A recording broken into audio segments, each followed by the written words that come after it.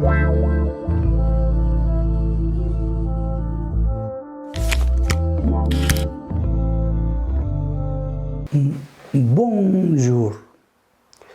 Aujourd'hui, c'est la fête du bienheureux Elias de Bourdeleye, qui vécut entre les années 1423 et 1484.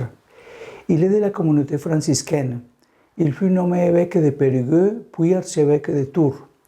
Il défendit la liberté de l'Église contre les hommes politiques de son temps et œuvre à la réhabilitation de Santa Jeanne d'Arc, brûlée vive comme en étant innocente. Il réussit à faire reconnaître son innocence et il a veillé pour que également soient punis ceux qui l'avaient faussement condamné.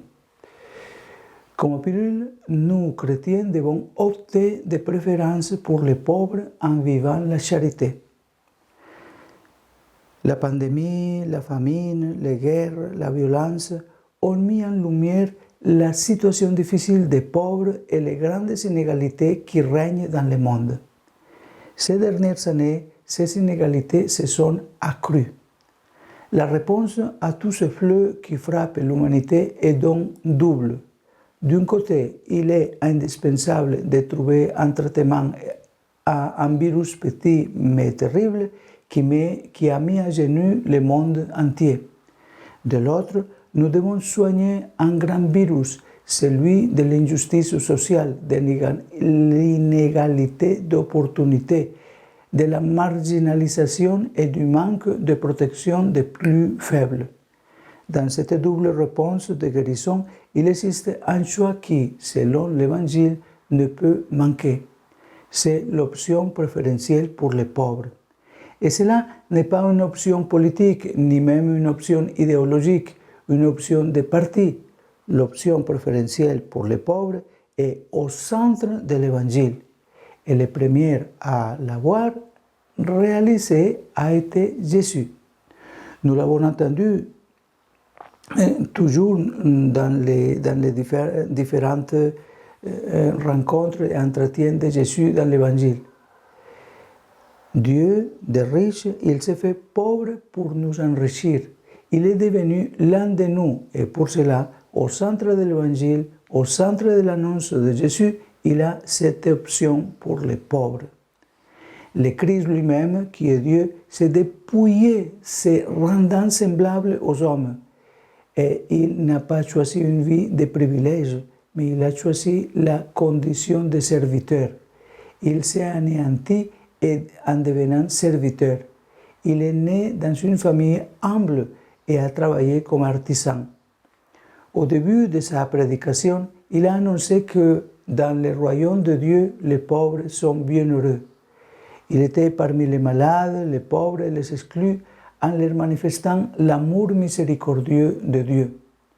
Et très souvent, il a été jugé comme un homme impur parce qu'il allait rendre visite aux malades, aux lépreux, qui, selon la loi de l'époque, étaient impurs.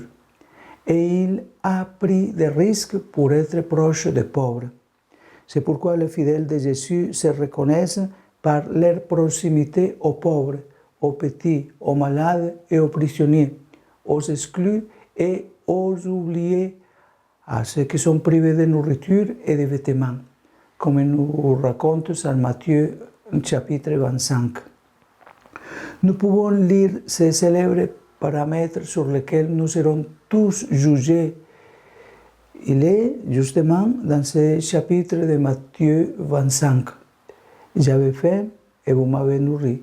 J'avais soif et vous m'aviez donné à boire. J'étais à l'hôpital ou en prison et vous êtes venus me rendre visite, etc.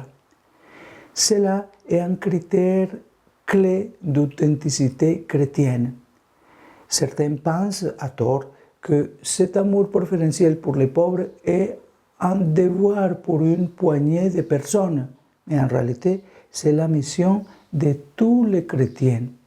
Chaque chrétien et chaque communauté sont appelés à être instruments de Dieu pour la libération et la promotion des pauvres.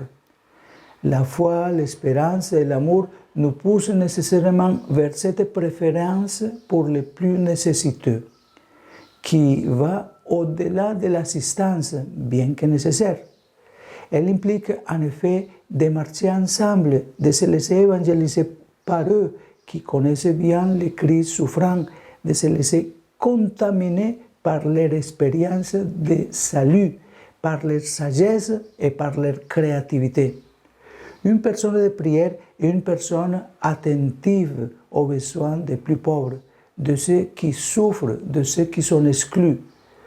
N'oublions pas que l'amour se manifeste précisément à travers des actions concrètes. Prier et aimer concrètement, donner la préférence aux plus pauvres et aux plus nécessiteux, c'est ce que Jésus nous demande aujourd'hui. Que le Seigneur nous accorde cette grâce pour le faire réalité dans nos vies.